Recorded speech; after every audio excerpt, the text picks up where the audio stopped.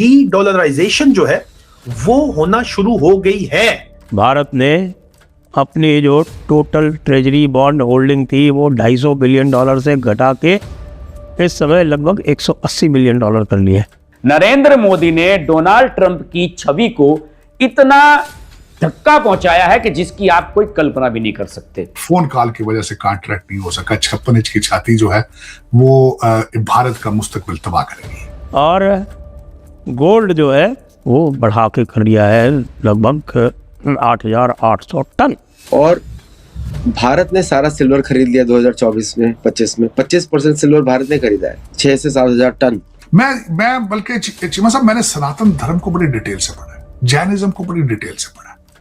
اس میں وائلنس نہیں ہے اور اسی چیز کا فائدہ پٹھان اٹھاتے رہے. اور دوسرا مودی صاحب نے بھی آج بڑی لمبی لمبی باتیں کی ہیں. انہوں نے کہا کہ بھیا یہ سارے آتے تھے باہر سے آ کے یہاں پہ جو ہے وہ غزنوی آیا اور اس نے سومناتھ پہ حملہ کیا.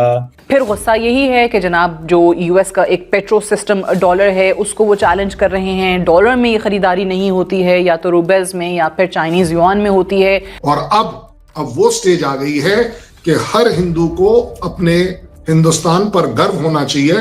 جو یو ایس ڈالر کو کی جو ڈومیننس ہے, جس کی وجہ سے یو ایس ایمپائر کی ڈومیننس ہے, اس کو چیلنج کر رہا ہے. سیلف ریسپیکٹ کس کی؟ ہندوستان کی. پرائم منسٹر کی نہیں ہے, یہ ہندوستان کی ہے. کیا آپ نے کبھی سوچا ہے کہ اگر ڈالر کی ویلیو گر گئی تو انڈیا کی اکانومی کا کیا حال ہوگا؟ بھارت کی سرکار نے اس کا سولوشن نکال لیا ہے. انڈیا اب چھپ کے اپنی اسٹریٹجی بدل رہا ہے. ریسنٹلی رپورٹس کے مطابق انڈیا نے اپنی یو ایس ٹریجری بانڈز کو سیل کرنا شروع کر دیا ہے. جہاں پہلے ہمارے پاس 250 بلین کی ہولڈنگ تھی, اب وہ صرف 180 بلین پر آ گئی ہے. لیکن ٹوسٹ یہ ہے کہ انڈیا ان پیسوں کو سیف ہیون ایسٹ یعنی گولڈ میں کنورٹ کر رہا ہے. آج ہمارا گولڈ ریزرو 8800 مطلب 8800 ٹن کے میسیو لیول کو ٹچ کر چکا ہے. جیو پولیٹکس کی شطرنج میں یہ ایک بہت بڑا موو ہے. ٹرمپ کی انپریڈکٹیبلٹی اور گلوبل مارکیٹ میں ڈالر کی ویلیو گھٹنے کو دیکھتے ہوئے انڈیا اب سیلف ریلائنٹ بننا چاہتا ہے. ڈی ڈالرائزیشن اب صرف ایک کی ورڈ نہیں بلکہ ریالٹی بنتی جا رہی ہے.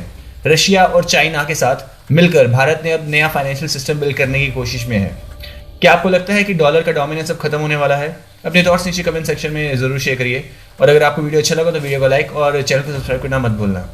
ہم صرف ان کو پش کرنا چاہتے ہیں کہ یار کشمیر تے گل کر لو بس.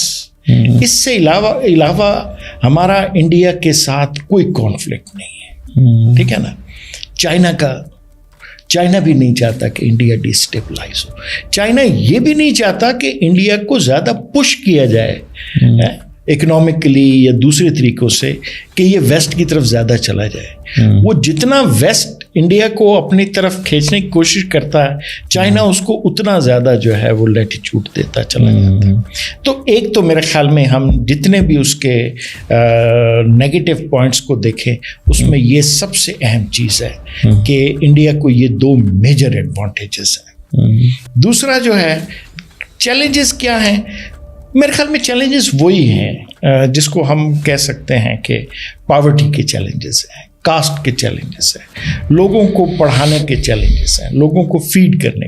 دیکھیں 800 ملین اگر لوگ جو ہیں وہ ریاست کے ہینڈ آؤٹس پہ رہتے ہیں تو اس کا مطلب ہے ریاست کے پاس گندم ہے تو دے رہی ہے. ٹھیک ہے نا. تو لیکن بہت سارے جو ہے نا وہ جو پرابلم ہے نا انڈیا نمبر 1 جیسے آپ نے کہا کہ بہت امیر انڈیا ہے, بلینر انڈیا ہے, روز رائس میں پھر رہا ہے, چاند پہ جا رہا ہے, اس کے مقابلے میں انڈیا نمبر 2 ہے جو کہ پاورٹی میں رہ رہا ہے. تو یہ ایک چیلنج ہے کہ پاورٹی کو کیسے ختم کیا جائے. میرے خیال میں کاسٹ دوبارہ سے پوائنٹ ہوگا, ہمیشہ رہے گا. اب میرے خیال میں سیکولر اور ہندوتوا پالیٹکس کے درمیان بھی رہے گا ایک لمبے عرصے. اس کے کانسیکوینسز کیا ہوں گے مودی صاحب کے جو 10 سال ہیں اور پاسبلی جو اگلے 5 سال ہیں, اس کے نتائج تو بہرحال آئیں گے. دیکھیں نا 2 چیزیں انڈیا کر رہا ہے جو ہم نے بھی کی. ایک ریلیجن کو یوز کر رہا ہے ہوموجینٹی کریٹ کرنے کے لیے, اور دوسرا امریکہ سے محبت کا اظہار کر رہا ہے. ہم نے بھی یہی کیا, اس کی سزا آج تک بھگت رہے ہیں. ٹھیک ہے نا. تو انڈیا اس کی سزا کب بھگتے گا؟ बहुत सारे इंडिया में अपने जो उसके काम करने वाले हैं वो कहते हैं कि ये वक्त गुजरने के साथ साथ जो हिंदू मुस्लिम क्राइसिस है ये प्रॉबेबली बढ़ सकता है। जो सबसे इंटरेस्टिंग है वो मुसलमानों की तरफ से जो है, मुसलमान जो हैं उन्होंने गिव अप नहीं किया, उन्होंने सरेंडर नहीं किया, वो अपनी आइडेंटिटी को प्रिजर्व करना चाहते हैं, ठीक है ना। और जो इलेक्टोरल सिस्टम है अगर वो इंडिया को स्ट्रेंथ प्रोवाइड कर रहा है तो ऑप्शंस भी दे रहा है, ठीक है ना, जिसमें मुसलमान अभी भी समझते हैं कि किसी वक्त भी वो किसी कोलिशन का हिस्सा बन के पावर में आएंगे और जितनी भी उनके साथ ये ज़्यादतियाँ हो रही हैं उनको रीड्रेस करेंगे। और उनके यूथ के अंदर ये है एक से ज़्यादा जो मुख्तलिफ फॉरेन चैनल्स हैं उन्होंने यंग लोगों के जो इंटरव्यूज़ लिए हैं उसमें उन्होंने बड़ा एक्सप्लिसिटली यंग लोगों ने कहा कि अभी उनकी हुकूमत है तो वो हमारे साथ ये कर सकते हैं, जब हमारी आएगी तो हम ये करेंगे, ठीक है ना। तो इसलिए मेरे ख्याल में जो आगे जाते हुए सोशल प्रॉब्लम्स जो हैं वो इंडिया के लिए एक चैलेंज होंगे।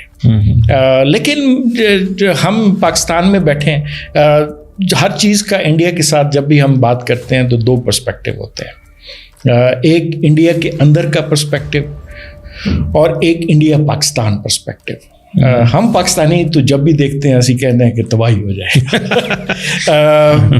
मेरा नहीं ख्याल कि नियर फ्यूचर में या इवन थोड़ा सा आप डिस्टेंस में भी देखें तो इंडिया के अंदर कोई मेजर डिस्टेबलाइजेशन होगी, सोशली पॉलिटिकली इकोनॉमी वाइज जो है हम एक स्टेबल स्टेट और सोसाइटी की बात कर रहे हैं, जिसमें जैसे मैंने अभी अर्ज़ किया कि हिंदू मुस्लिम भी जो है ना, मुसलमान भी अपने स्पेस क्रिएट कर रहे हैं।